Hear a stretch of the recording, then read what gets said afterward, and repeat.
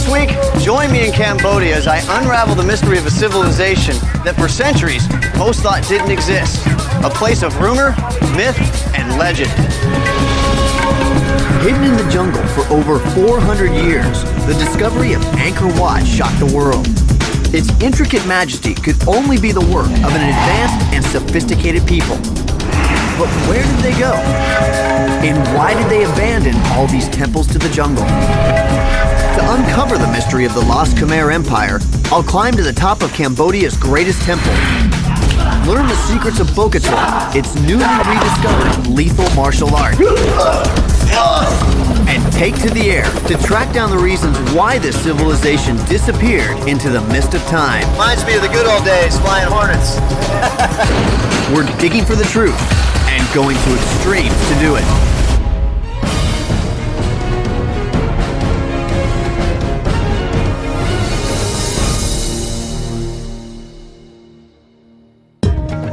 Hi, I'm Hunter Ellis. I've come to Cambodia to explore the mysteries that still surround a great civilization that existed here over 800 years ago, the Khmer Empire. Its capital, called Angkor, is long gone, but the temples built by this powerful civilization are some of the wonders of the world today. That's what I want to see. The Khmer Empire dominated Southeast Asia from 800 to 1432 AD. At its peak, the empire stretched from Vietnam to the Bay of Bengal and north to southwestern China. But despite its wealth and power, the Khmer Empire ultimately failed, its land and temples abandoned.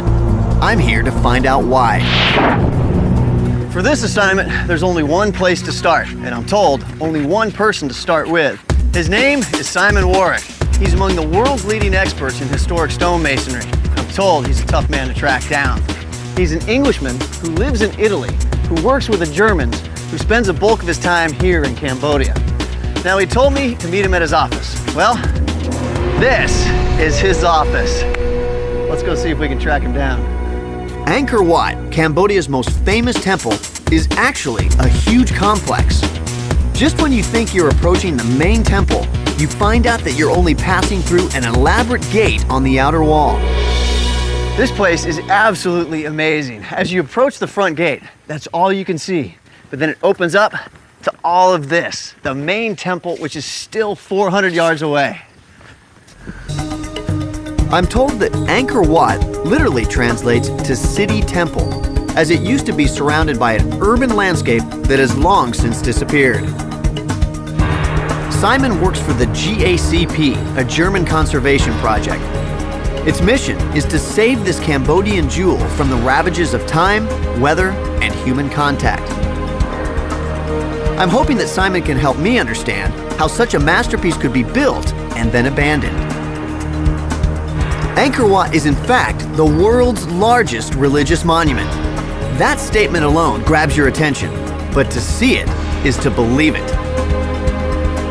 The path leading ever upwards is a demanding journey, with stairways connecting different terraces on different levels. Finally, the center of the temple. It looks like I still have to head up there.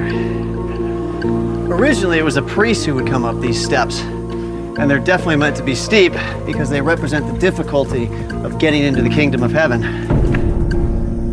Simon! Hi. Hey, how are you? I'm all right, come on up. It's right through there? Through the door, and I'll meet you at the bottom of the scaffolding, okay? All right. Can you imagine coming this way to work every day? Hey, Simon. Hi, great to see you. I covered some serious ground to make it up here to you. Oh yeah, but it was worth it. Oh, I cannot believe this is your office. Angkor Wat. The greatest religious monument in the world. The magnitude of this place is truly hard to grasp. Angkor Wat tops out at 213 feet, making it as high as Notre Dame Cathedral in Paris. And it holds as much stone as the Great Pyramid of Khufu. And how long did all of this take? Well, that's what's so incredible. It only took 32 years to build. I think if we were to build something like this today, it would take us longer than 30 years. No question. If you compare that with the buildings in Europe, like cathedrals, some of which are much smaller than this, they took 300-400 years. So 10 times the length of time it took to build all of this. Right, and there's a lot more stone here. Simon tells me that it took 50,000 workers to build this extraordinary temple. It's surrounded by a 4-mile moat and crowned by 5 huge towers. But size doesn't begin to measure the real power of Angkor Wat. Well, I've been coming here now since 1994, which is a long time. And every time I come in, I see something new, something different. It's so varied, so complicated, so... Virtually every surface in this temple is covered with exquisite carvings. Surprisingly, these stories come from a faith that originated in India, far across the sea. Incredibly sophisticated, this carving. And they're telling stories from Hindu mythology up here. But how does the Hindu faith arrive in Southeast Asia? Because we're 2,000 miles away from India. Well, it turns out the answer lies in the monsoon winds that carried seafaring Indian traders to the Mekong Delta. Marooned for months before they could ride the monsoons home again, they traveled upriver, passing their religion, art, and architecture onto the local people. The religious community were trying to communicate with people who couldn't read.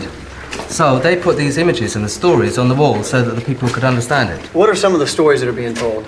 Well, this is very interesting. This is an image that you'll find on religious buildings around the world. It's the Last Judgment. Now, I noticed that some of these guys have their faces carved out or destroyed.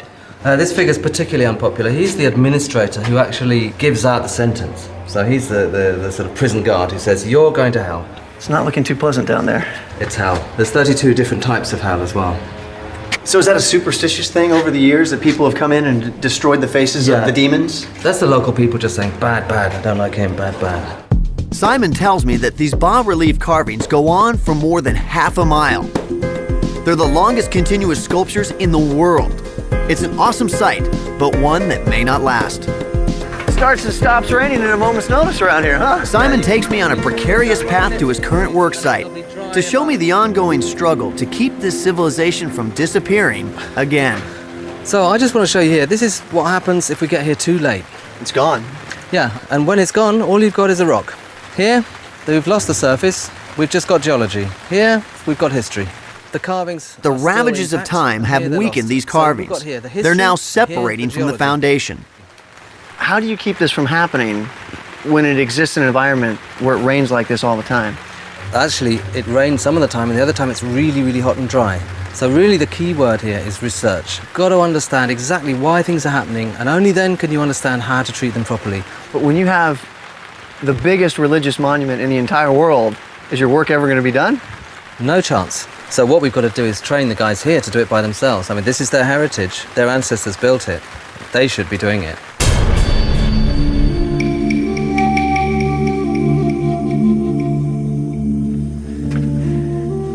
This is one of those places you never get tired of exploring, and that's good, because I still haven't cracked the core mystery. How did a people in the middle of the jungle build one of the greatest stone monuments on Earth? Few places on this planet inspire as much wonder as Cambodia's national treasure, Angkor Wat. But the more I see of it, the more questions I have. Not only did the ancient Khmer construct one of the largest stone buildings in the world, they did it without using any kind of mortar. How'd they pull that off? I'm hitting the road to find out. Just 20 miles northeast of Angkor Wat, I come to a place so important to the Khmer, they revered it as sacred. The majority of the Angkorian temples were built using a local sandstone, and huge blocks like this are all that remain of an old quarry that lies here at the foot of the Cholan Mountains. The sacred stone from the Cholan Mountains was used not only for the massive temple at Angkor Wat, but for literally hundreds of other Khmer temples across northern Cambodia. Imagine the manpower needed to cut blocks from these cliffs, drag them into place, and then build the astonishing temples we see today. How did they do it? It's essentially the same question that has puzzled Egyptologists for centuries.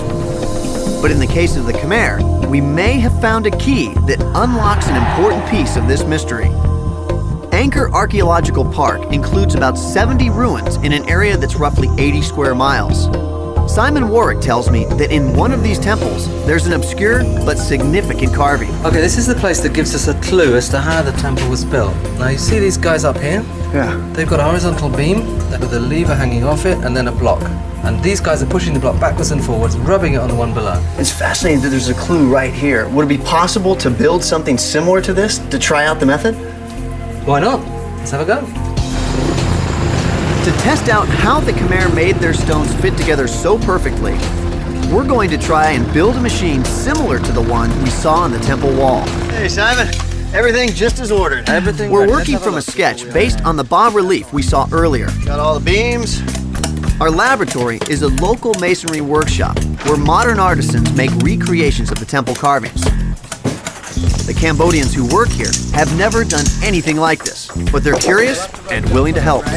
It's basically a crossbeam with a lever. That's right. This will hopefully allow us to lift more weight a lot more easily. Well, what it'll do is it'll take the weight off the top block so that it's easier to move it backwards and forwards. Okay. We get right to the business of building the supports for the crossbeam. But the 95-degree tropical heat makes everything a challenge. What's he say? He said, foreigner a bit slow, do you need some help? How do you say foreigner a bit hot? Barang Kadauna. Yeah. Allow the master. My new Cambodian friends generously lend me a hand. With the supports up, we hoist the crossbeam. Our project is starting to take shape. Yeah! We need to tie the framework nice and tight. It's going to support a lot of weight. All right. So there's 200 pounds at least, huh? How do we move the stone? My head. Now we're ready to muscle the first rock into position. Once the bottom rock is in place, we attach the lever. All right. Very well hung, as they say. Yes, this is very well hung. To make it easier to move the top block into position, we drill holes and insert pegs into the rock.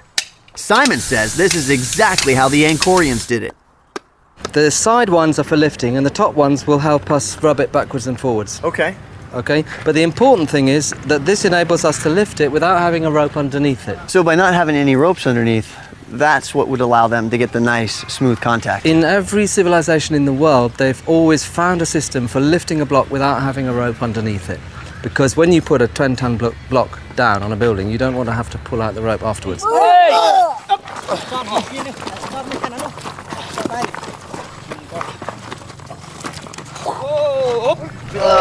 That's it. Whew. We just lifted 400 pounds. The big moment has come. We had a plan, we executed it, and it looks just like the diagram. Ready, guys? Up. Now let's see if it works. This feels really uneven. It doesn't, it's banging the corners. Simon's idea was to use a straight back and forth grinding motion to smooth the rocks. That doesn't work so well. So Shatri, the shop owner, suggests a new way to go. Now I'm definitely feeling more rubbing It's this feeling way. more like it's grinding. Yeah, it feels more like it. It feels much more even and smooth. Wow, It's an ancient version of sandpaper. After 5 minutes of grinding, we're ready to see our handiwork. Take it off, Tree.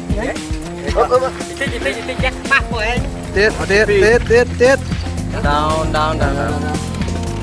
Okay. We got a sandy mess there. What do you think's underneath? I think it's smooth. You do? Yeah, this feels nice and smooth right here. Only 2 million more to go and we could have our own temple. You really have to admire ingenuity like that and appreciate just how hard they had to work. When we return to the temples, I find myself noticing details I never saw the first time. You know, I'm starting to see these holes everywhere. And now I realize just how important they were to put this whole place together. Yeah, I mean, that's what's great about this. As you look around, you see more and more and more. So much to see.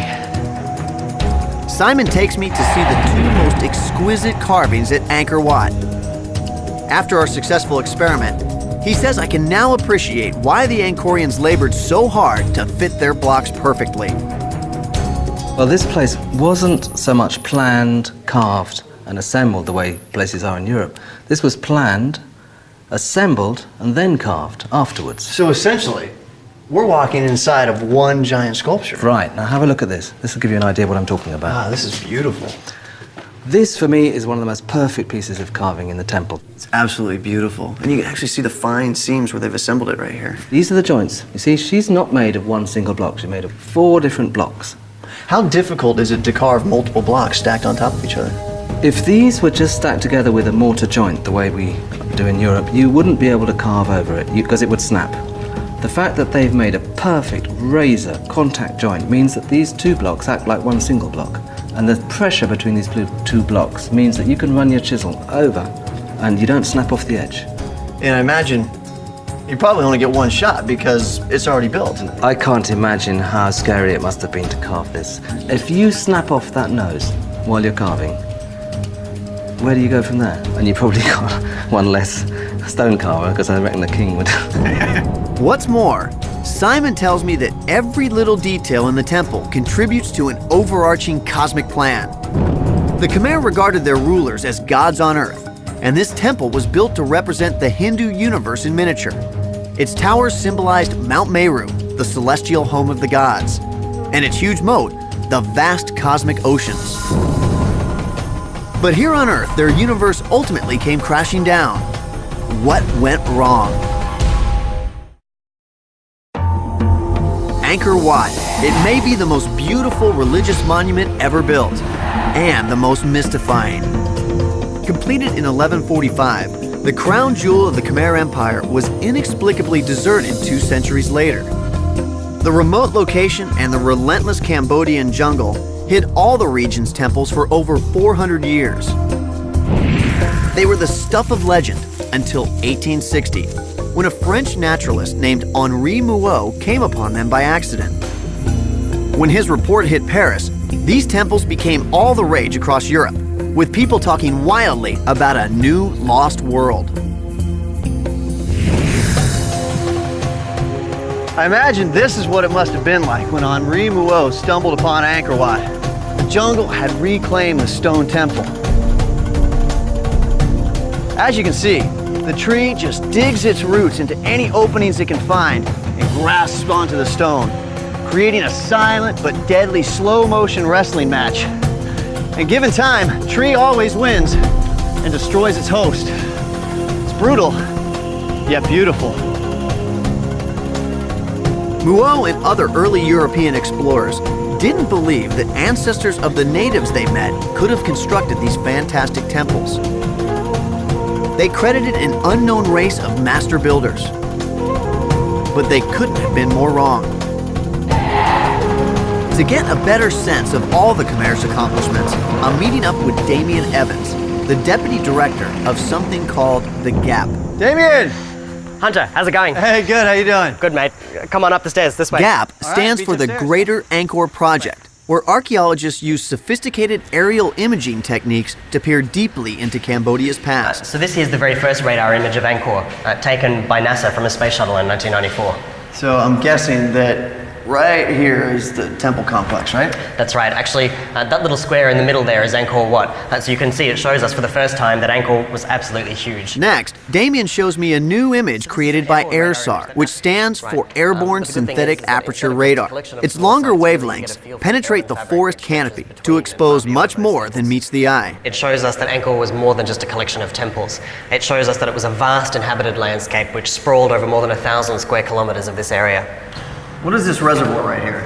That one there is the West Barai. It's a reservoir that's 8 kilometers long, 2 kilometers wide, designed to trap water coming down from the north during the dry season and distribute it throughout the south. This can be quite This map reveals a remarkable new discovery, an extensive system of waterworks hidden for centuries in the Cambodian landscape. So in this map you can see much more clearly the detail and the sophistication of the water management system. You see dozens and dozens of canals. In fact, you can trace the flow of the water through this network from this area here through this very complex system in the middle and then dispersed throughout Angkor to the south. This is great because down on the ground you'd have no idea that any of this exists. Yeah, look, even archaeologists have trouble making sense of this landscape from the ground. What you really need to do is get up in the air and have a look at things from an aerial perspective. Sounds like a great time for a little airborne reconnaissance. Damien and his colleagues have recently released a major new study.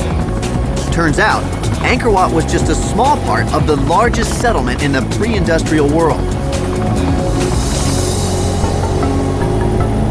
And arguably, the Khmer's greatest achievement was not their temples, but what they could do with water. So what we can see down here is the West Barai. This is the largest reservoir in the Khmer Empire and holds about 50 million cubic meters of water. Absolutely massive. How was this created? Did they dam up a certain part of it, or was this all hand dug? A little bit of both, actually. The downslope side was probably a dam originally, and then they formalized it into making a huge rectangular reservoir by mounding up earth all along the sides of it. So this was pure hard labor right here. Absolutely. Just like any task on the landscape here, it's completely flat, so anytime you see something like this, it means that they've just poured thousands and thousands of people into remodeling the landscape in that area. I mean, when you think about 16 square kilometers of a reservoir in the 12th century, that's a huge engineering feat. The engineering here is unparalleled. You don't see it really anywhere else in the pre-industrial world on this kind of scale. Turning north, we fly over ancient rice paddies whose boundaries were set 1,000 years ago. What we can see crisscrossing the landscape here is an incredible system of water management that really doesn't exist anywhere else in the ancient world on this kind of scale. Is that what this is right here in front of me? Right. This is actually the main feeder line of water from the headwaters where the rain falls in the Cholan Mountains to the north and transporting it right down into the central temple district. You know, archaeologists have always known about these huge temples. For at least 100, 150 years they've been well studied. What we've been able to do using remote sensing and using this NASA radar imagery is to really come to terms with the scale and the complexity of this water management system. With Damien's help, I now see the landscape is full of clues to the past. It's amazing to consider the skills of these ancient Angkorians. When I first saw the Temple of Angkor, I was blown away. But I literally thought that that was all there is. But now I realize, after being up here in the air, that it's part of a greater civilization that goes on and on as far as the eye can see. It truly is very impressive. From the Cholan Mountains to the temples and rice fields below, this intricate scheme of 1,100 square miles of irrigation and reservoirs gave the Khmer year-round harvests. It made it possible to feed a population of up to 1 million people and brought its rulers vast wealth. From this perspective, we can clearly see how they mastered their environment and even catch a glimpse of a temple still shrouded in jungle foliage.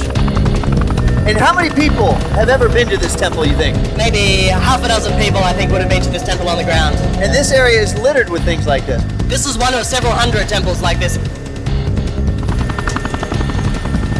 So right now we're heading up to the north of Angkor towards the Cholan Mountains, which is the source of the water for the Siem Reap River, which feeds the central temple zone. What you're going to see up here is pretty impressive. Our pilot goes in for a close-up before landing us on top of the mountain.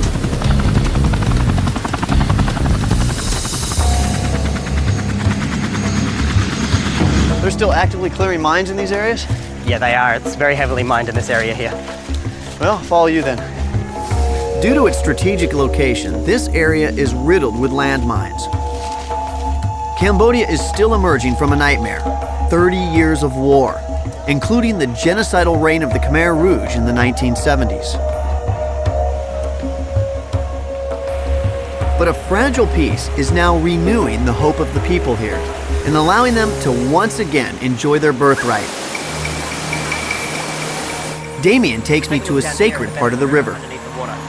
Wow, look at this. It looks like they've actually carved out the stone of the riverbed here. That's right, yeah. In fact, all of this area here is carved out underneath the water. What are these symbols? Well, the central object there is called a lingam. It's a phallic symbol, a symbol of male fertile power. The enclosure around that is called a yoni, which is a representation of female fertile power. Is this meant to give some sort of symbolic power to the water here? That's right. As the water flows over the top, it's imbued with this kind of ritual fertility. Then it flows down from the Cholan out into the rice fields at Angkor down below and sort of delivers that fertile power to the rice fields. Damien tells me that these symbols would have been carved during the dry season, when the riverbed is exposed. There are hundreds of these carvings engraved here. So, in a sense, they're blessing the source of the water that feeds their empire. That's exactly right. If I were to climb in and touch the stone or drink from the water, would that give me strength and fertility? Look, I don't know about that, but I'm pretty sure it would make you very sick, so you'd need all the help that you could get, I reckon. Now that I understand the spiritual importance of the water here, I want to get another look at that spectacular waterfall. These are just the smaller ones up here. It goes down, and like the bigger ones are down there. These are the headwaters of the Siem Reap River. It's called the Ganges of Cambodia, and now I know why. Like the holy river in India, people come here to be renewed in both body and soul. It's not hard to believe it's a little bit of heaven.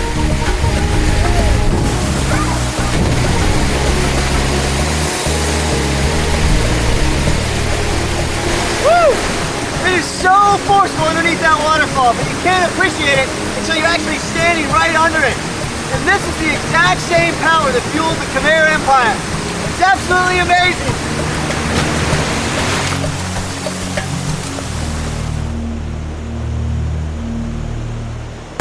Damien and I leave the mountain as we arrive by helicopter. Driving back into town, he explains how water and rice were the keys to the Khmer's success. Would they have used the canals for agriculture? Traditionally, people have denied that that's the case, but increasingly what our mapping work and what our excavations are showing is that these canals were very tightly integrated into the rice agriculture system here at Angkor. Well, you would have needed a big army to build an empire that was that huge, and rice would be a cheap way to feed them. That's absolutely right. You know, if you manage water very effectively, you can also create huge surpluses and convert that directly into empire building.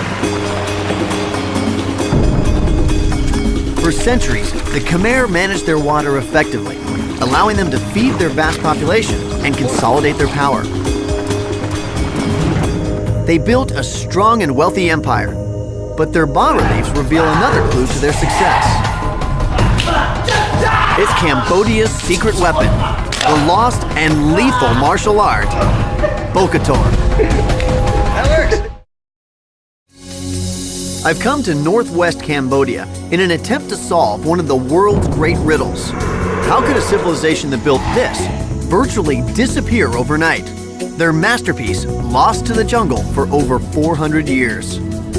Angkor Wat's rediscovery in the 19th century gave evidence once again that history is usually defined by those with the power.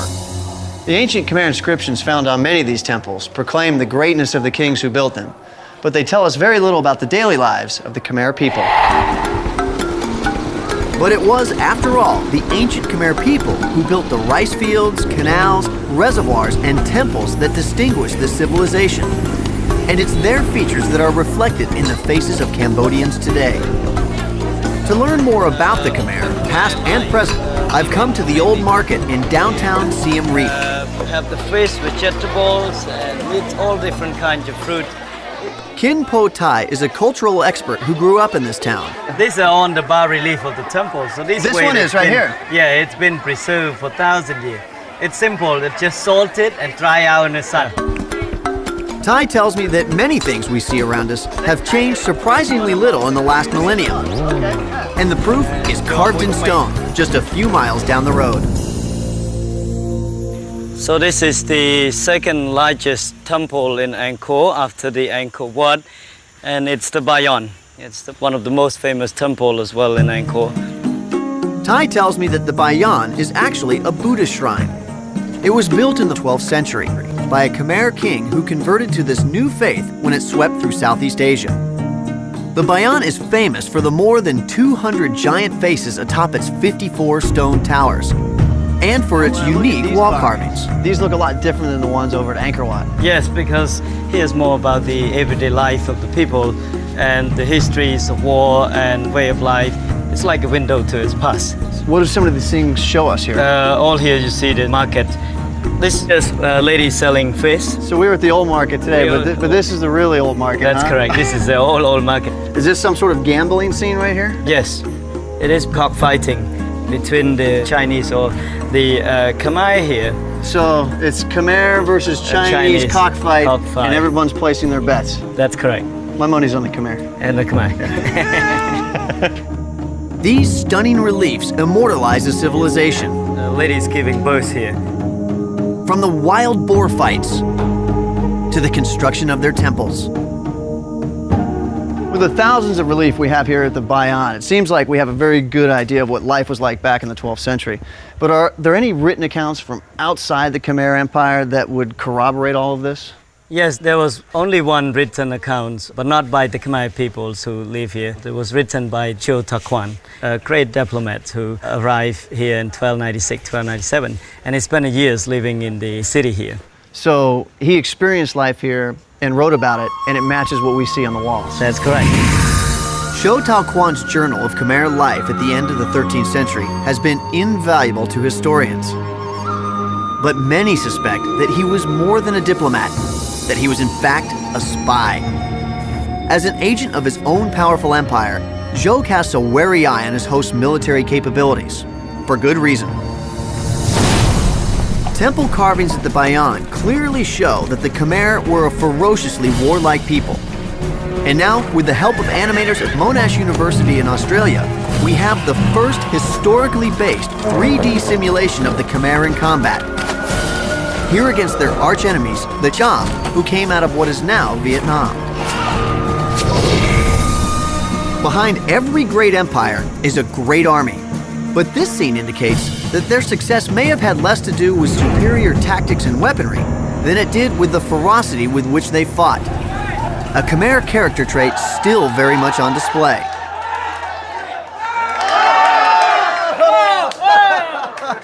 This is typical of so many houses and stores here in Cambodia, as Pradal Saray, or kickboxing, is their national sport. But we've uncovered a form of fighting that even these martial arts fans haven't heard of. It predates modern kickboxing and goes back to the time of the Angkorian warrior. Speaking of warriors, this is one dude you do not want to annoy. Adventure journalist Antonio Graceffo has literally fought his way around the world. But he came here to Cambodia to seek out the original martial art of Southeast Asia, the lost discipline of Bokator. I have fought 8 countries in Asia, Europe, the States, and Bokator is by far the most interesting and most complete martial art I've ever seen in my life. But in an age when martial arts are so popular, why hasn't anybody heard of it? You know, it goes all the way back to the 11th century, but it almost died out twice. Once at the end of the Angkorian Empire, and then again during the Khmer Rouge period. They actually hunted down and killed all of the known masters. Antonio tells me that Bokator would have been lost forever were it not for the sacrifices of this man, 63-year-old Grand Master Shan Kim San. How did the art resurface then? Well, the Grand Master survived the Khmer Rouge period. He escaped to the States as a refugee. And then in 2002, he returned here to teach the art to children and to find the masters who had survived. You know, he only found 10 of them. Was he a hard guy to track down? It took me 18 months. It's a long time. Did you ever feel like giving up? No way, man. I was digging for the truth. Nice. Jimitsu. Why is Bokator the best martial art? Bokator tôi chia như vậy. Đã dương vai chết bum bum chắp được lại mà bum tiên nó cắt cỏ. I'm a believer, but what does that mean? He said our Khmer Bokator is the best because we got so many techniques. We can use our elbows, we can use our fists, we can kick, we can knee, he can twist, he can bend, and he can kill. The Grand Master brought up 10 of his top students from Phnom Penh to our meeting place, a Buddhist monastery near Siem Reap.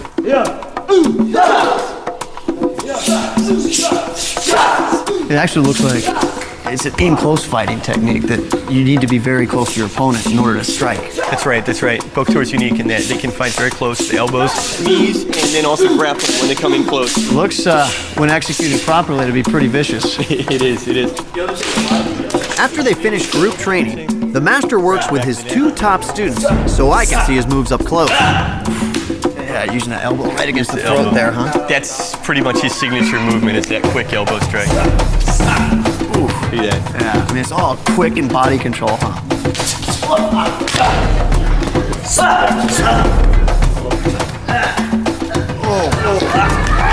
Oh, did he just rip his trachea He ripped out? out his trachea. Simple head twist. I could feel that one from here. Oh, just spinning that head around. That's the Linda Blair. The exorcist move, huh? Can't do this at home. Dừng xong mà đục trên bờ và He said he wants to show you the Khmer short stick fighting.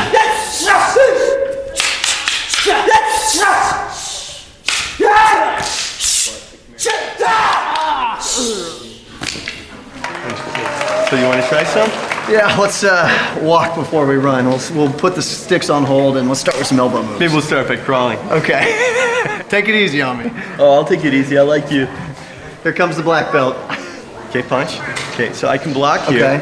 and I can come in with my elbow here. Okay. Yeah. And I would let go. You would let go. They come down and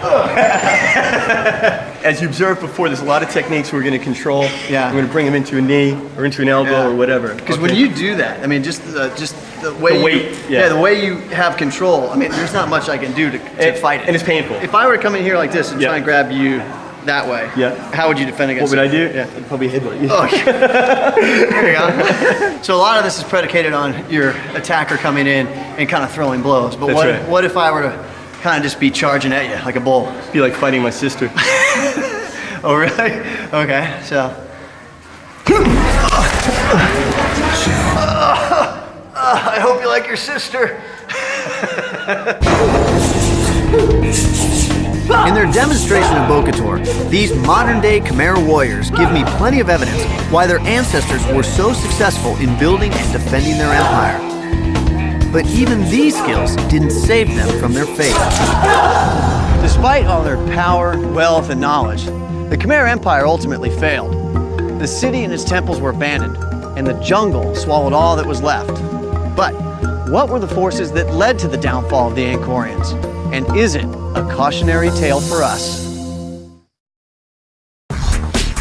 In my quest to understand the legendary Khmer Empire, I've plumbed the mysteries of her overgrown temples and deciphered how they were constructed by building a stone grinding machine based on a long, unnoticed clue.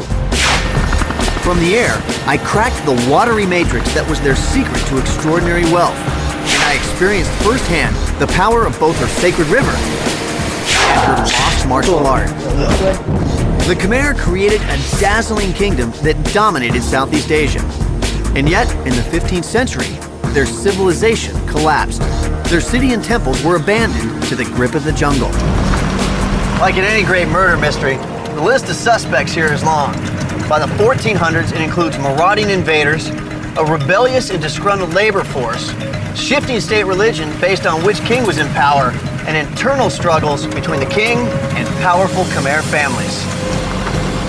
To find out the number one reason why the Khmer Empire met its end, I've arranged to meet up again with Damien Evans, the Deputy Director of the Greater Angkor Project. All right, so I have a few questions for you. Sure, fire away. Well, I'm completely impressed with how sophisticated the Khmer Empire was. But what happened? How did they disappear? Well, the thing that you have to remember is that in the collapse of civilizations, there's rarely just one factor that you can point the finger at. Usually there's a range of different things going on. In the case of Angkor, what our work is showing is that the water management system was a critical factor in the decline. Really? So the same thing that made them so great also led to their demise? That's right.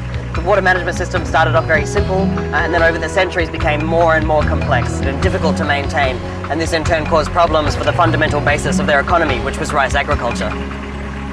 According to Damien, one thing led to another. Overplanting of rice fields led to deforestation, which led to soil erosion, which caused huge amounts of debris and sediment to rush downstream, blocking up the canals and reservoirs. Raging and flooding broke down the entire man-made watershed. The result? Famine in a city of as many as 1 million people. Hang on.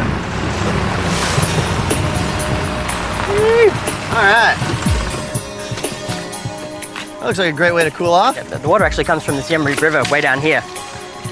Now, is this water wheel something that you guys built yourself? No, I'm not exactly sure who built this, but in any case, it's just a hypothetical reconstruction of technology that they may have used during the Angkor period to move water from very low places up to much higher ground. It's important to remember that this is not a natural river. This is an artificial canal which was built by the Khmer people. So this is one of those canals we saw from the helicopter. Exactly, yeah. This is the big one that we saw from the helicopter yesterday. The important thing about this site is it shows us the difference between the water level of the river way down there and the original level way up there where we got out of the Jeep. As the water receded, ancient technology like this could not have kept pace with the needs of the Khmer. As you can see, not a huge amount of water actually comes out of this. these little tubes, and the water that they contain obviously wouldn't have been enough to fill rice fields or the moats of temples like Angkor Wat on a regular basis. So what we're seeing is a drastic change in the canal structure over time. Exactly, yeah. I mean, this is just a very clear example of a river down cutting. And if you have the water down there and the rice fields and the moats that you need to feed the water into are way up there, then obviously you're going to end up in deep trouble. This is just one example of it here, but probably the clearest example of it is just up the river a little bit. We should go take a look. Okay. To see hard evidence of what brought down the Khmer, Damien and I jump in a boat.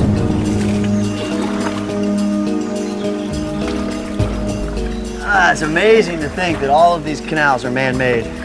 Yeah, it's actually difficult to imagine it when you're down here on the river. You know, once you get up there in the air, you can really see that far from being a sort of natural course, it's actually laid out in a very particular kind of way for a very particular kind of purpose.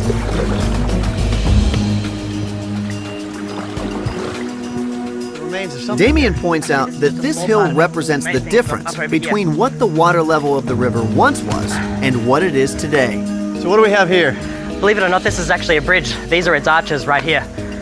Would this then be the bridge for the canal that we just came up from? Exactly. 1,000 years ago, the water would have run straight down through here and passed beneath these arches onto the other side. So we're standing on the original bed of the canal. That's right. Increasingly, as the years went on, the water level cut down into the landscape and just basically ended up going around this bridge, meaning it was completely ineffective. This is a drastic change. Yeah. Is this happening all across the empire? It is. The thing is, when you start to get unpredictable water flows, things like flooding, too much or too little water, which starts to cause this down cutting and these diversions in the rivers, then all of a sudden you end up with extremely serious problems. Is it fair to conclude from all of this that the Khmer could have over-engineered their empire? I think with the evidence that's coming to hand now from excavations and from the aerial surveys, I think it really supports that conclusion. So I think what you're saying is probably a fair assessment of what actually happened here.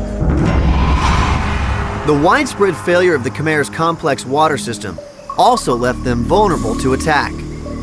Their enemy to the north, the Siamese, successfully sacked Angkor in 1431.